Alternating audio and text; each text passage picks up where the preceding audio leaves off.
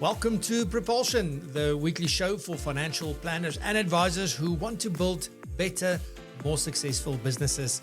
I'm your host, Francois du Toit, and every week we dive into the practical strategies that matter, from growing your client base and improving your services to developing yourself and your team. Whether you're running your own practice or you're part of a larger firm, you are guaranteed to find actionable insights to help your business thrive. So with that, welcome, and let's get into today's episode.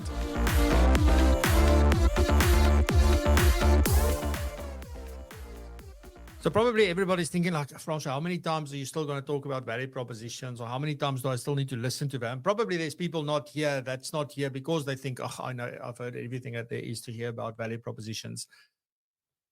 But this is not so much about what a value proposition is and why is it important and all of those things. This is about how do you adapt and change your value proposition as you grow and as you evolve and as your business grows and evolves through time, because those things then have to change. If we don't change those, then we're going to get stuck somewhere, and somewhere we're going to find that something's not growing. And you would have heard me say last year that your business can't grow unless you do. So that is still sort of the first filter to get through. But also, client expectations are changing. They are expecting more from us, even if they don't tell us straight, and probably because we don't ask them as well. Technology is changing. The regulations are changing. Tax is changing. Like, all these things keep changing. But if our value propositions then don't change as we evolve and as we move through, then we somewhere going to get stuck, or I don't know, even fall behind, or just feel frustrated maybe in that position. So you want to have a dynamic value proposition. And let me just say, I did say just now that I'm not going to talk about what a value proposition is, but let me just maybe, when I say the word value proposition, I don't know what comes to mind. Maybe share with me in the comments or in the chat, what do you think when you hear the word value proposition? For me, a value proposition is a couple of things all rolled into one. But I think if you go Google it, you'll probably see that it's a statement of, who you help, what you do for them, what problems you solve, and the solutions you provide. So that's sort of a statement kind of thing. But for me, it's also a promise that you make. Because if I say to you, look, we can help you with your technology and your AI, and we can't, that's not a great thing to do, right? So you want to be sure also that, if I say we can help you with your tech and AI, that you are the kind of person who needs help with their tech and AI, and that we are the people to actually help you with your tech and your AI.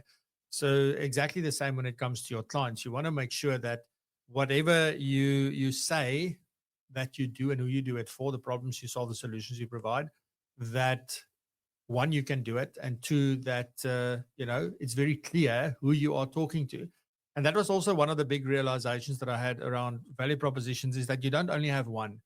Unless you have one client segment and one thing that you focus on, then you have one value proposition.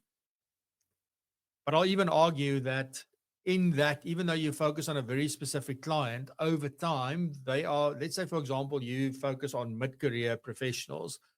At some point, they're going to get close to retirement. And if your value proposition don't evolve, like, how are you going to keep those clients? Because they will now need other kinds of services and things that you help them with. So you will naturally have to either evolve or change or do something with your value proposition.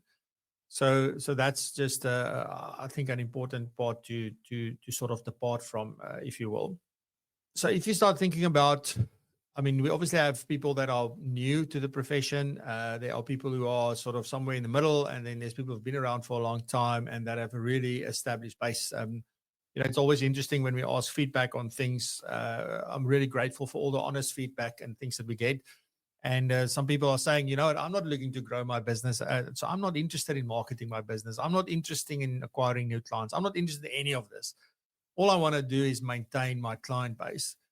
So this has got nothing to do with marketing and growing or anything like that. It could very well be, because you might find yourself there.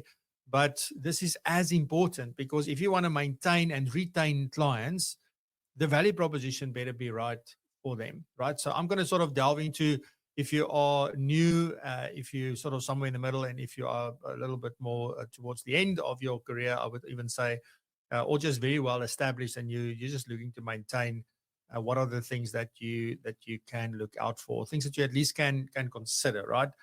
And again, if you can write just one or two things down that maybe you're going to investigate further or that you want to implement into your business, you're going to find a lot of value there. This isn't about changing your business, from scratch. It isn't about redesigning everything from scratch. This is more about doing little tweaks so that things can become better. Right. So I think when you are new, one of the biggest challenges that I definitely found, that I've been reflecting on our business, we're 10 years old this year, and I'm thinking back, why did I struggle so much in the beginning? Right? It's because people didn't know me. They didn't. There was no trust. There was no nothing there. And yet I had all this knowledge and all the skills and all the passion and all the things in the world, but it didn't really help much. Right? It's a necessity. I can't even do anything else without it. But that part around the trust and that was so important. So initially, you want to make sure that whatever value proposition you provide to whatever clients that you decide that you want to service, and I mean, early on, we do try and say, does it have a breadth and can it pay for a policy? Let's go. and that's completely natural. You do want to make sure that you then frame your value proposition in such a way that it focuses on the fact that you now want to build trust, and that you want to, through the trust, be the way that you build your client base from that perspective. There's obviously a few strategies that one can follow if this is something that you do. And just by the way, right? So let's just say, for example, that you have been around for 5 years or 6 years or 10 years even, but inherently you feel like, I don't know if my clients trust me that well, that much, or maybe just that it's not that they don't trust me, but I know there's a lot of room to build much deeper and tighter trust with my clients. Then some of these things might also be helpful for you. So the first one is obviously, and this is something that we all do, and this becomes a problem later on, by the way, just be careful. But initially, this is what you have to do. Right. And this is personalized attention.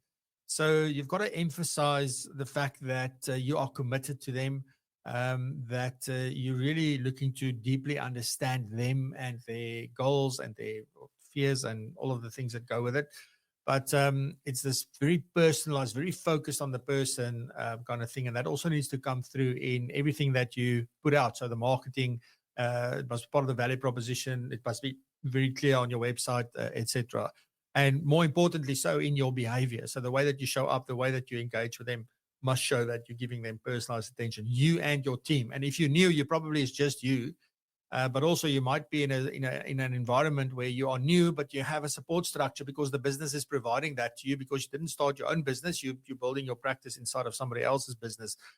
But how do you foster that personalized attention and make sure that it's consistent across you and your team? Then also another thing that's going to come back and bite you later on, but this is how we get going, right, is accessibility. So you want to highlight your availability and also, I guess, then very much your willingness and your eagerness to guide clients. That's really important in the beginning, because that's where people pick up on this person really serious. They love that what they do. They really care about me, etc. But you want to guide them and you want to educate them and you want to make them feel comfortable and making sure that they're informed. So those are some of the things that is important. So first one is personalized attention. And then second one is then accessibility. And why am I saying that both of those are going to come and bite you later on is because as your client base grow, it becomes more difficult for you, the financial advisor or planner, to give personalized attention. Because if there's too many people, we just don't have the bandwidth to do that. Your team can certainly give personalized attention because that's still why you have a team. But for you specifically, so that's something that you'll have to manage somewhere down the line. But to get started, that is how the best ones all got started. So think about that. The same with the accessibility, right? I know of many financial advisors who nobody has their cell phone number. They're not reachable. They can't talk to them because they've learned that, I can't handle all of this. They've got to go through my team. But somewhere down the line, you'll be able to put a buffer in place that will be able to say, well, you used to be able to get hold of me, I've now, what are things have evolved and it's become more busy, et cetera, et cetera. So, to make things easier for you, I'm going to let you, you've got to go through whoever that person is. And some people are going to say, oh, now you've become too important or you've become, so I'm not good enough anymore, et cetera, et cetera. But those people have got their own issues. So I wouldn't even give that two seconds of anything. Then obviously the other thing is that if you really want to be personalized and you want to be responsive and you want to be accessible, you've got to use modern tools. So you can't be using all outdated tools and things like that. You've got to think about what are the modern tools that are available so that you can use technology to streamline your service, to automate workflows where you can, and just to have things in place that makes everything so much easier and simpler. So that's sort of, I think, from that point of view, and maybe a very rudimentary example, right? So some of these things are really oversimplified for the show, but you could say, for example, in your if you're new and this is your value proposition, to say, well, guiding you through your financial journey with personalized strategies and modern solutions. So that could be, right? You could also build that out because who's you, right? So guiding mid-career professionals, or people with young families, or couples with young families, whatever that target audience is for you. And it's not only like, really guiding them through their financial journey, it's helping them maybe face their fears and, making sure that we remove any uncertainties and helping and improving their chance of reaching their goals and aspirations, however you want to word that, right? I'm Afrikaans, so my English isn't that great. But that's what you want to do. You want to be very specific so that somebody reads it or hears it, whatever that may be, they know, like, that's it, right? So the PROpulsion one, for example, let me give you an example just briefly, is that we help financial planners and their teams build their skills in their business through community. We do it through events as well as expert learning programs, practical learning programs. That's what we do, right? So simple. It's very clear who we help. It's very clear what we do. We know that sometimes skills is an easy thing to do in one sense, but building a business is not so easy. So that's the problem that we help solving. And the way that we do it is that we have an incredible community and we host some fantastic events. And then, our learning programs are practical and they get through to the point, and we don't include any fluff or anything like that. So that's it. So it could be very simple, something like that. Right. So that's for new advisors. Then for mid-career advisors, and mid-career, this is like midlife that we spoke about. Midlife is from 35 until 75. It's not from 45 to 55 like most people think. And I think mid-career, that's where you spend the majority of your time. So I think anything past 5 years until 5 years before you want to get out, that's sort of mid-career, right? So that's a very, very wide spectrum. But anyway, so when you get there, now because now you've built up your knowledge and your skills, you have got a lot of business sense now. You understand how the business model works. And, there's some things that you've been doing intentionally in order to build the business. So now you sort of feel like, okay, now I'm building capacity so that I can really expand my client base and I can really expand my services. And I mean, if you're going to do that over a 10, 15, 20, 30 year period, I mean, there's lots of time to do very cool stuff over that period of time. But some strategies that you then want to do if your goal is to expand your client base and your services, etc., would be obviously specialized expertise. So now you can either decide to specialize yourself, or you can obviously bring in specialization as well. So you could recruit other specialists into your business to help with that. So that would be important. So there might be somebody who's just a short-term specialist, and somebody who's just a healthcare specialist, and an EB specialist, and a investment specialist, and an estate planning specialist, and and whatever. You could be one of those if you wanted to, or maybe you just choose to still stay generalized. But specialized expertise is usually something that attracts even more clients who have those problems, and it's often then things that you deeply enjoy doing, and something that is meaningful for you and gives you a lot of satisfaction when you can help people with those problems. So the more you focus, obviously, the more that is. And sometimes, sometimes people like to focus in on specific types of clients and do everything for them. And other times people say, well, I want to focus on the thing that I do and then get clients that need that thing. Whatever the approach is that works for you, that doesn't really matter that much. Also, proven success, because now you've got a bit of a track record, right? So you want to build in and you can provide evidence of your successful client engagements and the results that you've helped them attain. And this is probably the one part that's really missing from if you've got some form of a dashboard, if you're tracking some metrics, if you think about KPIs, or whatever you're measuring, that is one of those metrics, outcomes for clients. So we did this plan, so we know exactly where we're headed, and are we tracking for our client base, obviously on a per client level, but also from a total client base point of view, like how are they tracking towards those goals? Are they sticking to the plan? How many of them are falling off the road? How many of them are ahead of where they wanted to be? How many of them are behind of where they want to be? And who's given up maybe somewhere along the road? So that's an important one. And I don't know exactly how we will track that. I'm trying to figure that out. But that's an important metric to measure, because if those are the things that you start talking about in your marketing, those are the things that you talk about on your podcast that Lelani was referring to earlier. If those are the things that you make little videos on, that you can share with your clients, you put in your newsletter, you put it on your website. Those are things that's really, really powerful, and people can see what it is.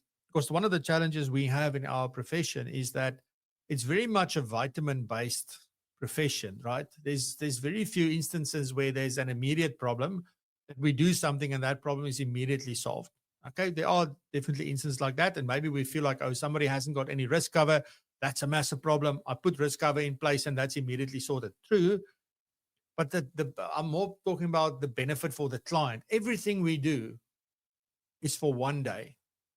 Okay, whether that's tomorrow or whether it's 50 years from now, it's one day.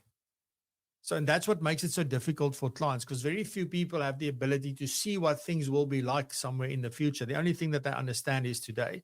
So we want to make sure that, how do we help them see what's possible, but also, like if it's a vitamin-based thing, what do I mean by that? Is that, it's good for you to take vitamins, but if you drink your multivitamin today, I don't know what happened to Salusa 45. I'm turning 50 and now there's no more Salusa 45. But anyway, so we've got that. And if you drink it, you don't immediately feel better. You don't feel any different, to be honest. Nothing has changed, But we know that doing that over a long period of time maybe has some benefits, and there might be people who agree or disagree. Versus I have a headache, right? And I have this pain. I've got to get rid of this pain. I've got to get rid of it now. Then you get some I don't know, Myprodols, or you get some, I don't know, Disprints, or whatever it is that you drink for headaches. I don't know. But that would then solve that immediate problem that you have, which is just a symptom of some other problem, actually. But anyway, be that as it may. What I'm trying to say is that it's really important to understand that we need to educate clients along the way, because the more they know, the more knowledge they have, the more they can engage with us properly, the more they will understand the benefit of starting now versus waiting for later. All of those good things. So that's all important as part of your strategy here. So if you want to show the success, you can show more people like them who have done what you said they should do and now these are the benefits that they've gotten, and here's the proof. So that will also help you in your mid-career. So the more client stories you have, the more that will work for you. So it's really, really powerful. I'm not saying going out and getting testimonials and all that kind of stuff. That's also helpful. But all I'm saying is just real client, call it case studies that you can put together to really benefit from that. Right. So the other thing is then also, over time, I think initially when you start, you want to sort of limit your services. So a lot of people just start off with looking at risk and estate planning, maybe, or and estate planning is actually an advanced thing, but they just say risk planning. And then later on, they say, we also bring this in. So let me bring in a bit of investments, but only providing maybe for education, or maybe only saving for a holiday or something like that. And then later on, let's start doing retirement planning and so on and so forth. So you need to look at your client base and to see where you are and where they are going to. It's almost like seeing where the puck is going to go. So you've got to think about, so this is where they are now and this is what they need now, but what are they going to need in 5 years from now? What are they going to need 10 years from now? And already start putting those services and things in place so that you're proactive and not reactive, and that you are ready for that. And you can educate them about what's coming and where we're going, etc.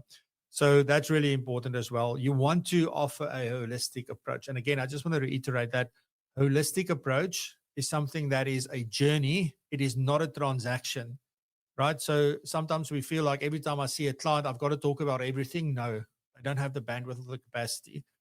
So you got to think about like, what is the journey, and plot out a journey and give them like a literal image, a picture of or an illustration of what this journey is. When are we going to do what, and what needs to come first, and then second, and then third?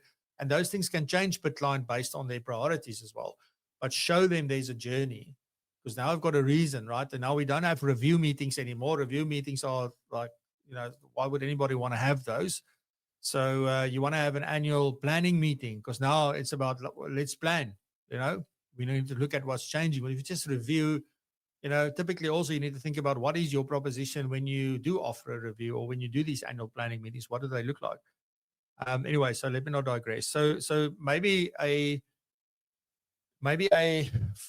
value proposition statement in this instance would be something like delivering tailored financial strategies backed by years of proven success.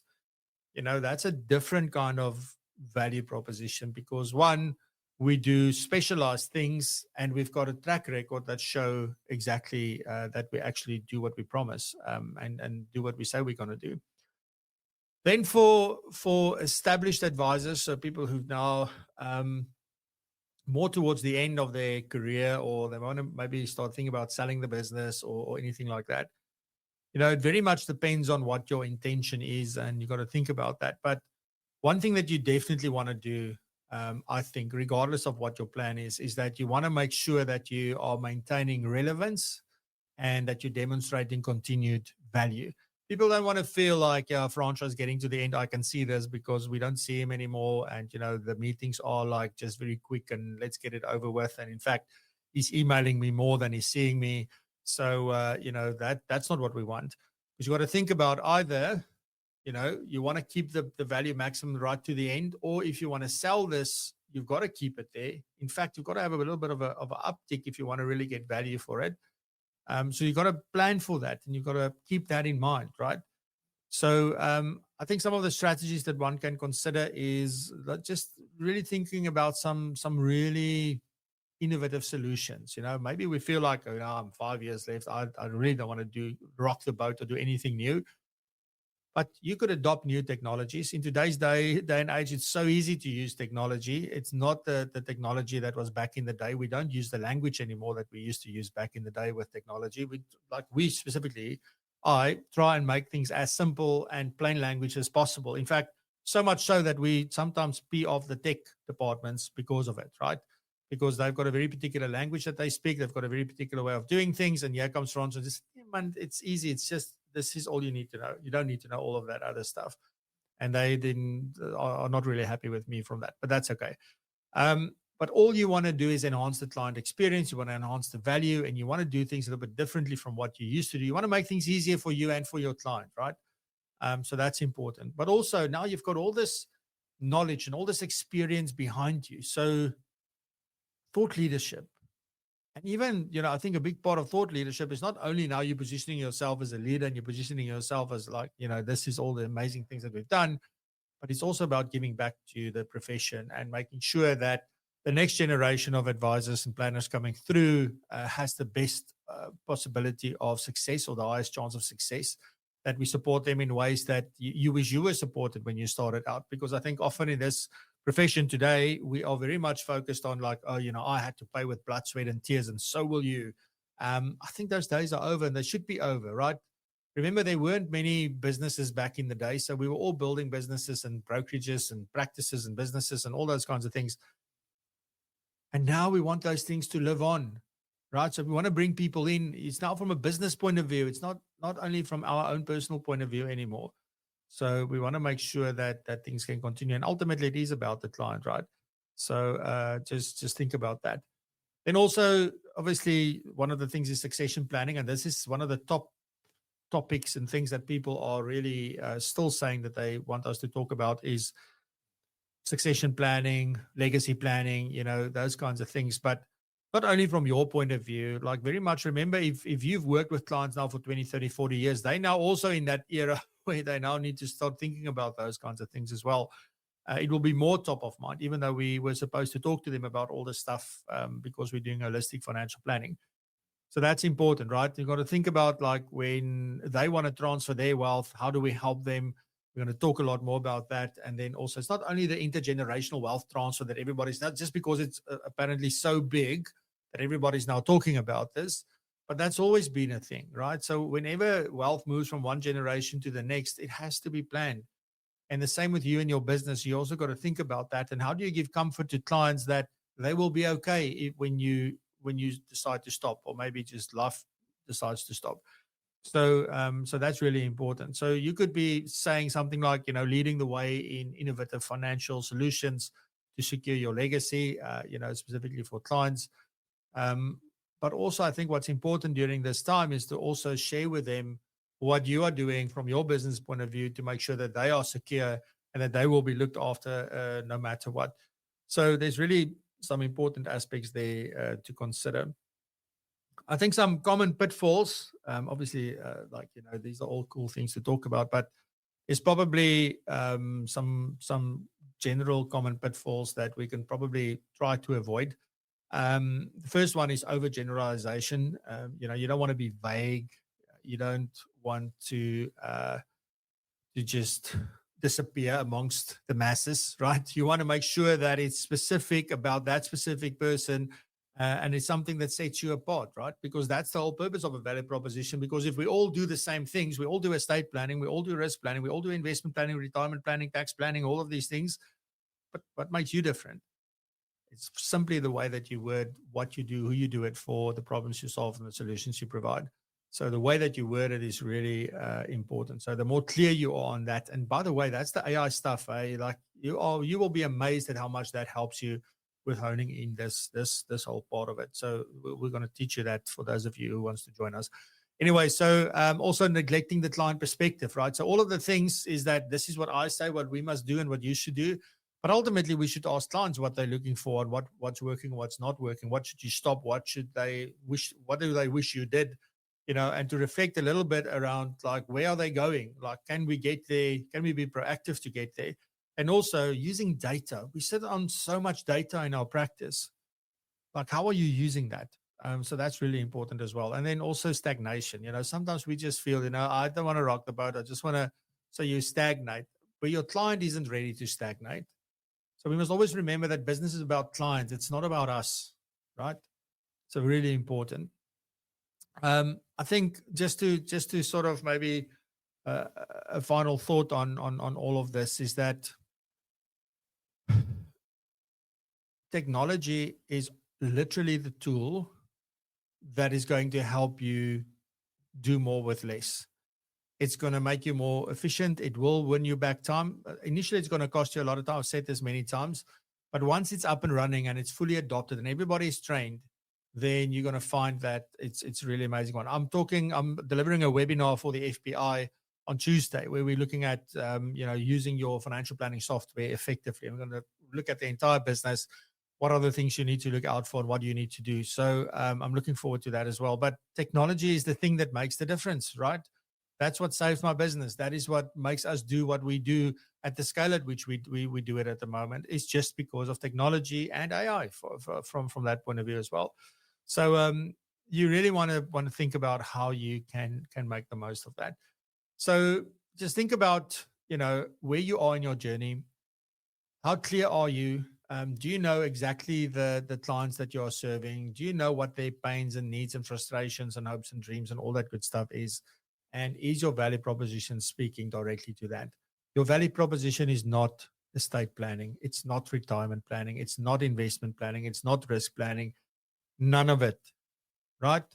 Your value proposition is the emotion that it creates with that client. So is it creating more uncertainty and fear, or is it giving them peace of mind and certainty in a life that is really chaotic at the moment? So fantastic. All righty, ladies and gents, I'm going to stop it there because otherwise I'm going to go on for the rest of the day. Thank you very much for joining us. For most of you staying here until now, I really appreciate it. Look out for the emails about the AI training, about the AI and automation event, and we look forward to seeing you there. Everything is on the website, propulsion.co.za. And I didn't even speak about the day of CPD, but that was phenomenal. But that's also, the recordings are on our website. If you just go to the website recordings, you'll find it there and see what we were up to on Tuesday. But anyway, so thanks. Have a fantastic weekend. Stay safe, be blessed and prosper, and stay curious and continue to raise the bar. Love you lots. Thanks so much for being here, and let's go do some great things. Enjoy your weekend. Bye-bye. Thanks for joining us on Propulsion. If you found value in today's episode, then there's plenty more where this came from. You can find all our previous episodes right here on the podcast as well as on our YouTube channel. And talking about the YouTube channel, we go live every single Friday at 8 a.m. until 9 a.m. and we host many different guests, and we also talk about very interesting topics. And on the live show, there's also some incredible segments hosted by some of the most well-known and influential financial planning professionals. So you are most welcome to join us every single Friday. Put it in your diary and we will see you there. And on that note, also please do check out propulsion.co.za/community for all of the goodness and learn more about how you can become part of our amazing community and how that would benefit you, your business and your career. So on that note, stay curious and keep raising the bar.